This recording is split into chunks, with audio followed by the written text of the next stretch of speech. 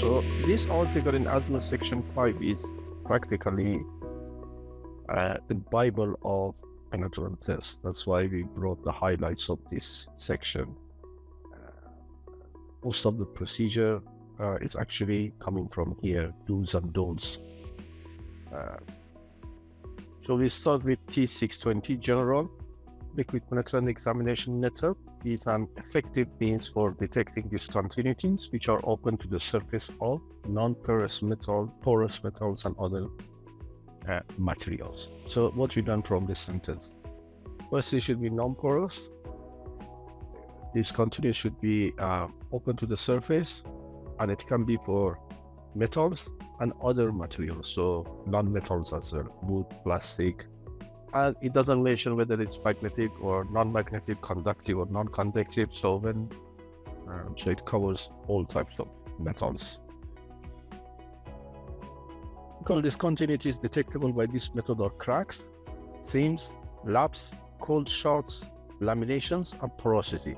Remember, there it says pores, so don't mix it up with porosity. Porosity is a defect. Porous material has got a lot of dots in it, and so practically porous material would create the PT very blurry, the indications fuzzy and difficult to detect. So that's why, because the penetrant would go into those and indicate them as a cavities. They go into pores and then indicate them as a discontinuity. So in principle, a liquid penetrant is applied to the surface to be examined and allowed to enter discontinuities. So what this means? This means if a surface to be examined or the discontinuity, the cavity of the discontinuity has got dirt in it, water in it. That's why we dry it, we clean it, we dry it. So penetrant cannot work. So all excess penetrant is then removed once the liquid penetrant has allowed to enter, which we call it dual time. So excess penetrant removed, the part is dried, and a developer is applied. Now, if it's a water washable penetrant, you don't need to dry it. But if it is lipophilic emulsifier and non-aqueous developer, powder developer, then you need to dry it. The developer functions both as a blotter to observe penetrant that has been trapped in discontinuities and as a contrasting background to enhance the visibility of penetrant application. So developer has two functions. One is work as a blotter to observe the penetrant, suck it out, and also work as a contrasting background. The developer, you know, they are mostly, if you have seen, they're white, penetrant normally are red. The dyes in penetrant are either color contrast, visible under light, or fluorescent, visible under ultraviolet light. So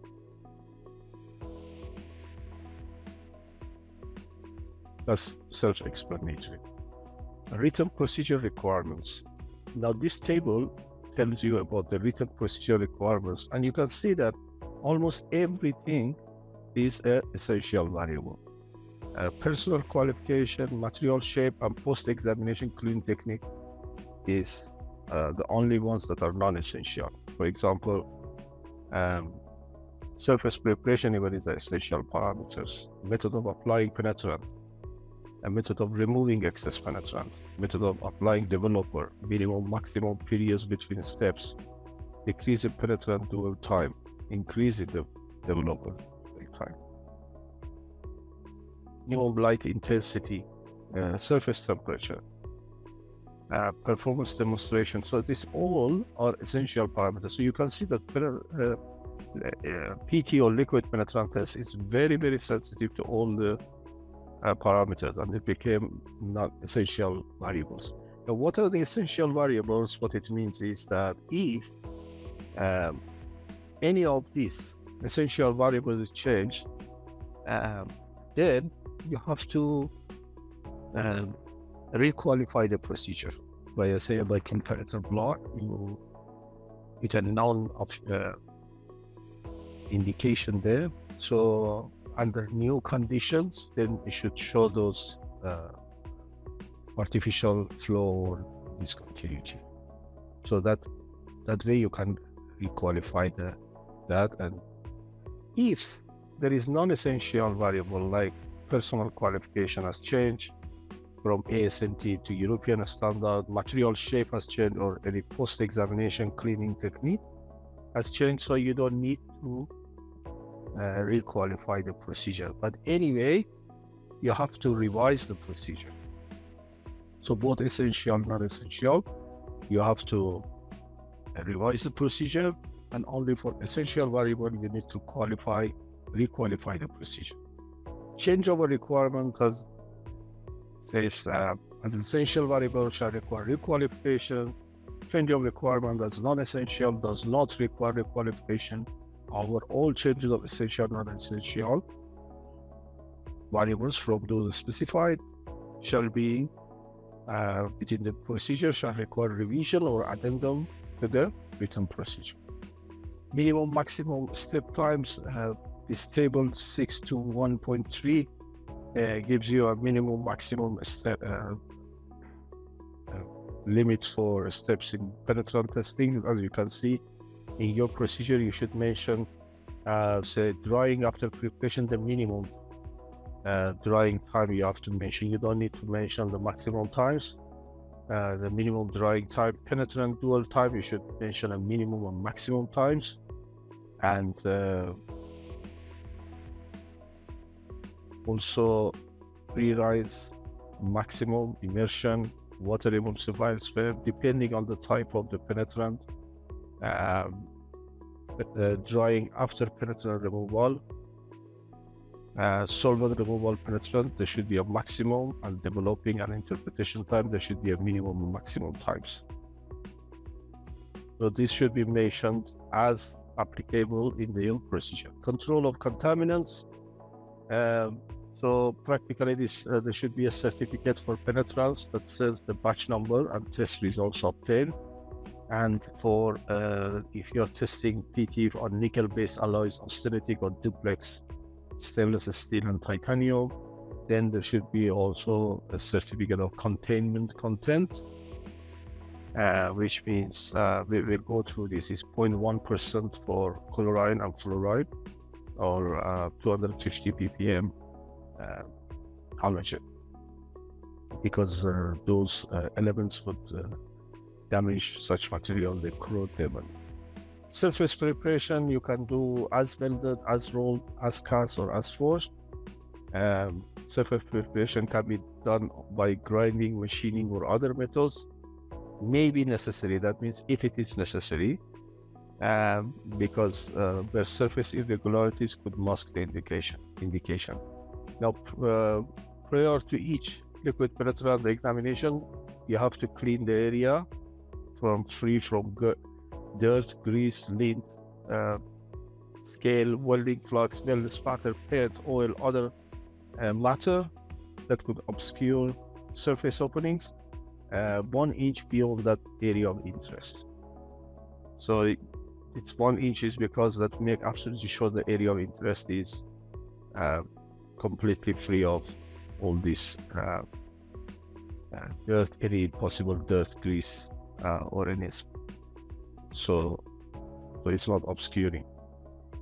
Typical cleaning agents which may be used are detergents, organic solvents, and these are the recommendation. And degreasing and ultrasonic cleaning methods may also be used. So these are sort of that you can use this for cleaning. It's just a advice or recommendation, that a guideline. So drying after preparation. After cleaning, drying of surfaces to be examined shall be accomplished by normal evaporation or with forced hot or cold air. So you can do it, let it once you washed it, you can wait for it to get dried, or you can use a cloth, or you can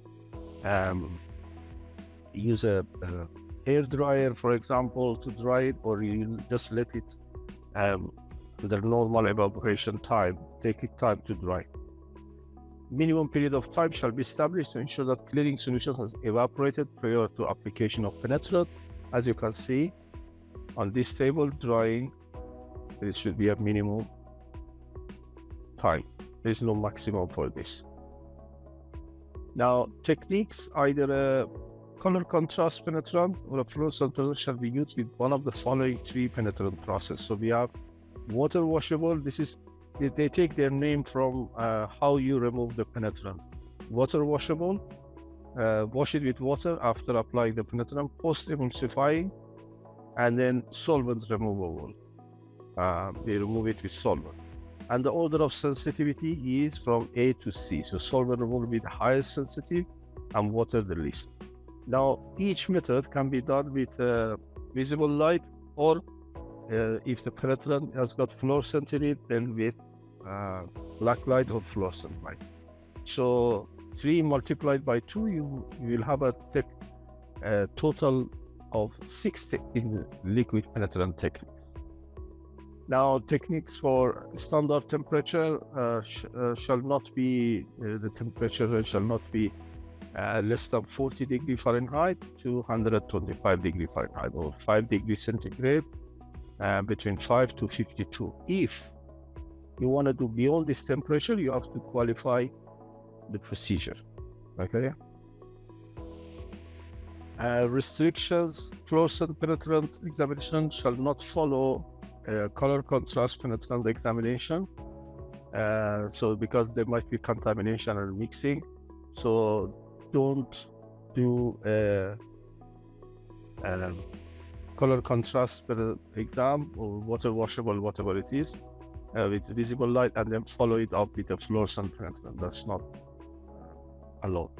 And the intermixing of penetrant materials from different families or different manufacturers is not permitted. So family, as we said, is for example, you've got aerosol cans of penetrant, developer, and remover, and they come in a set. So you cannot use and they are recommended for a particular application, and so there might be another set, another type of families or set of developer, penetrant, and cleaner. So you cannot use the developer from this set and penetrant from another set, or vice versa. So it says it's not allowed. So calibration light meters, both visible and fluorescent light meters, you should calibrate at least once or whenever the meter has been repaired. The penetrant may be applied by suitable means such as dipping, brushing, or spraying. So if you guys have only seen the consumables in cans, which is you spray it, there is always other ways like dipping it, the object inside the penetrant or developer, like post-emulsifiable, or brushing it, using a brush to apply the penetrant or the developer. So there are other ways also. Penetration dwell time. On that table, you have seen the dwell time for penetration.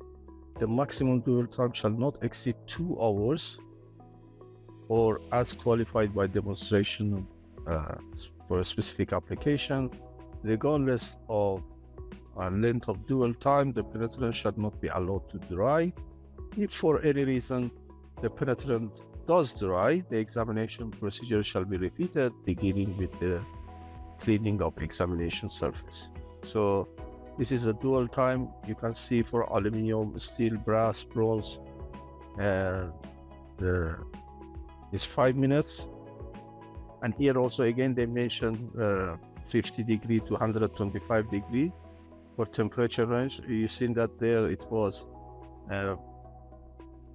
5 to 52 degrees centigrade, and here is 10. For temperature of 5 to 50 or 10 degree, minimum penetrant dwell time shall be 2 times the value listed. So this time you see is actually this temperature range. Remember the maximum temperature, the widest temperature was 5 degree to 52 degrees centigrade, and now it says 10 degree to 52 degree. You can use this minimum dwell times, but between 5 to 10, 5 degrees centigrade to 10, you have to multiply this by twice because it's colder, it takes more time. for the penetrant to get into those cavities. And you see here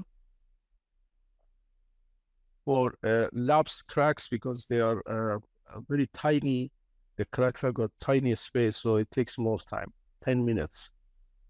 Okay. For others, which has like porosity, lack of fusion, cracks on aluminum and this material, you need casting of welds, you need 5 minutes. For wrought material, extrusion forging plate, you need 10 minutes dwell time, and rest on 5 minutes. So the only one is on wrought material that you need a longer dwell time. And then you have to multiply. For example, if this is done at between 5 to 10 degrees, then this 10 will become 20. Same as for this 5 will become 10, according to this note. Excess penetrant removal. After you apply the penetrant, you wait for the dwell time for the penetrant to go in and settle in the cavities. And you need to remove the penetrant, and taking care to minimize removal of penetrant from discontinuity. So just the surface, you don't go and get the penetrant out of the cavities. Water washable penetrant. Excess water washable penetrant shall be removed with a water spray, and the pressure should not be more than 50 psi, and the temperature should not be more than 110 degrees Fahrenheit or 43 degrees centigrade. So you can see some pressures that say 40 psi, which is less than 50 psi and acceptable. So because this is a maximum limit. Because if you use more pressure, you're taking the penetrant out of the cavity, so you wouldn't see much of penetrant while developing. Now, post-emulsification penetrant, we got hydrophilic emulsification and you got lipophilic. Now, hydrophilic, as the name suggests, is water-based, and lipophilic is non-water-based or non-aqueous or oil-based, for example. So in lipophilic emulsification, after the required penetrant dwell time, the excess surface penetrant shall be emulsified by immersing or flooding the parts with an emulsifier. After emulsification, the mixture shall be removed by immersing or raising with water. So you can see that even the oil-based, you can use water here. Hydrophilic emulsification, after required penetrant dwell time, parts will be pre-rinsed with water. Over here, you cannot use water before applying the emulsification. You can apply water, use water, and rising it, washing it after applying. For hydrophilic, you can, it doesn't matter. You can pre-rise with water, spray directly with emulsified water mixture, because it's a hydrophilic, it's water-based. A pre-rise allows removal of excess surface penetrant from examination object prior to application of hydrophilic emulsifier. It's like you got a dirty plate, you first wash it with water, then apply the soap, because you want to use less soap practically, and then wash it completely. So the same way here. Hydrophilic emulsifier work by detergent action. So this is how it is. Solvent removable penetrant. Use a clean, dry, lint-free cloth, because if it's not lint-free, then some of the lint might stay on the surface and it might show a false indication. Remaining traces, first you, if it's solvent removal, use a clean, dry, lint-free cloth. You clean the extra penetrant and then apply the solvent remover and spray it on the cloth, lightly moistened with solvent, and then finally do the final cleaning with this lightly moistened with solvent. Okay, and flushing the surface with the solvent following the application and prior to developing is prohibited. So this is not allowed. You cannot flush it. So what you do is first clean it, the excess penetrant, and the remaining, whatever is remaining, the remaining extra penetrant on the surface, you just spray some solvent on the cloth and then remove the rest. So completely the surface is removed from penetrant. Drying after excess penetrant removal. you can use wait for the ambient air or natural dry oven, or you can use hot air, circulating air, and remember that pressure should not be over 125 degrees Fahrenheit or 52 degrees centigrade, but that's a range you can apply the penetrant, as we mentioned before. For solvent removal technique, the surface may be dry by normal evaporation, blotting, wiping, or forced air. So that's very clear. Developer shall be applied as soon as possible. After penetrant removal, the time interval shall not exceed that established in the procedure. Insufficient coating thickness may not draw the penetrant out of discontinuity. Conversely, excessive coating thickness may mask indication. So developer should be enough thickness applied, because if you put very thin layer of developer, it might draw out the penetrant, and if you put too much developer apply, then it actually might mask the indication, so you wouldn't say anything. So that's why we say it should be, all these variables are very important. Although it is very, very simple, looks like, but you should get the experience and the skill of applying. With color contrast penetrant, only a wet developer shall be used. With fluorescent penetrant, a wet or dry developer must be used. So developing time for final interpretation begins immediately after the application of dry developer, or as soon as a wet developer coating is dry. That's called developing time. And final interpretation shall not be made less than 10 minutes, nor more than 60 minutes. So, watch the developer once you applied it to see how the indications are formed. It is recommended, but wait at least 10 minutes before you make your report, you make your final judgment, but not more than 60 minutes. So that is and anyway, if it gets dry, there is no end to how long you can let a developer to be there, maximum developing time, but it should not get dry, cake-like or clog-like. Characterizing indication, types of discontinuities are difficult to evaluate if the penetrant diffuses excessively into the developer. In this condition, close observation of the formation of indication during application of a developer may assist in characterizing and determining the extent of indication. So this is what we just said. You need to keep watching the development of the indication the minute you start applying the developer.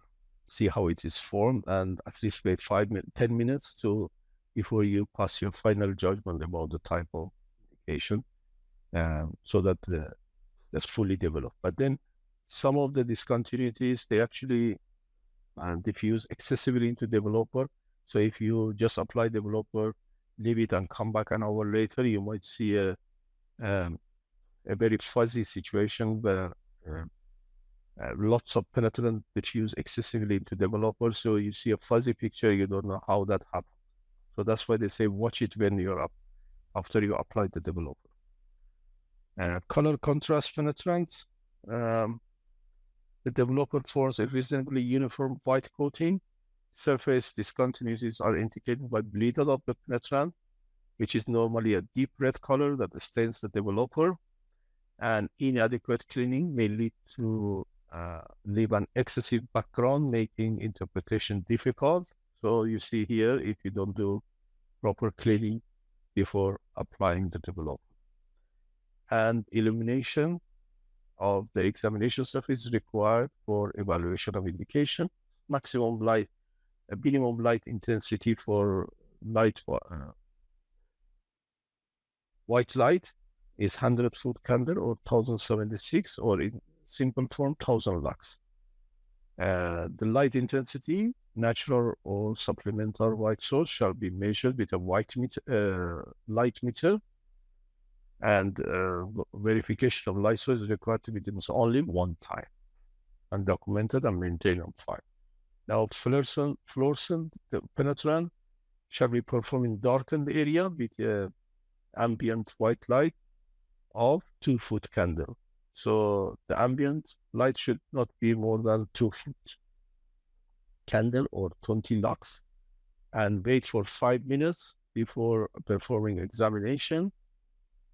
And glasses or lenses worn by exam shall not be photosensitive if you are using fluorescent penetrant.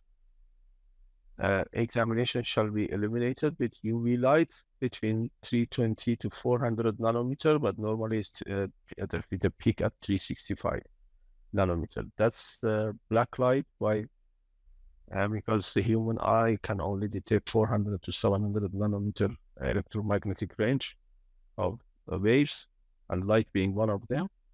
So hence that's below that. So you don't see, that's why we call it black light.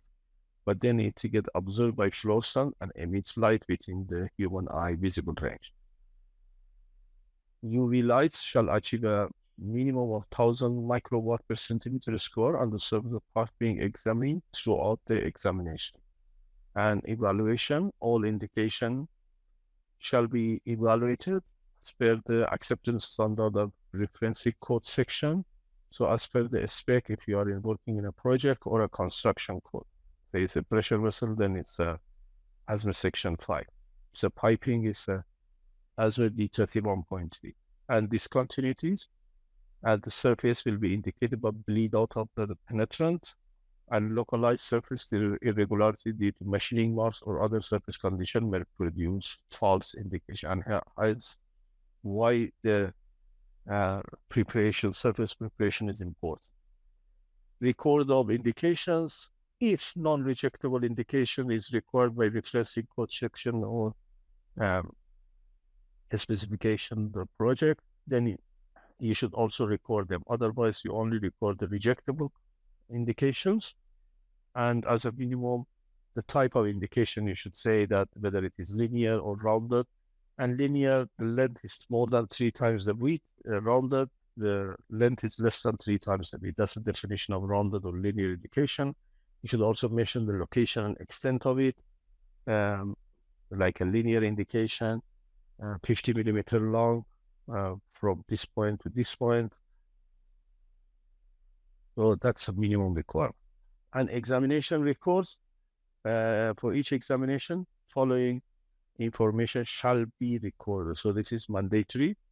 The requirements of Article 1, that's the general requirements we covered in our last lesson. Liquid penetrant type, you should know whether it's visible, it's fluorescent type, or each penetrant or penetrant remover, emulsifier, map or record of indication, material and thickness, and lighting equipment.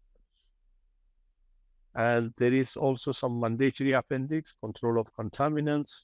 If you are using the nickel-based alloys, your sulfur content of your consumable should not be more than 0.1%. If you are using it on a duplex stainless steel and titanium, the chlorine and fluorine content should not be more than 0.1% by weight. And water, if it's a potable water, you don't need to get a water certificate or check for chlorine or sulfur. Any other type of water, the chlorine content shall not exceed 0.1% by weight for sulfur, and 0.1% by weight for chloride of fluoride. Okay. Documentation. Certification obtained on penetrant material shall include the penetrant manufacturer's batch number, so for traceability, and the test results obtained.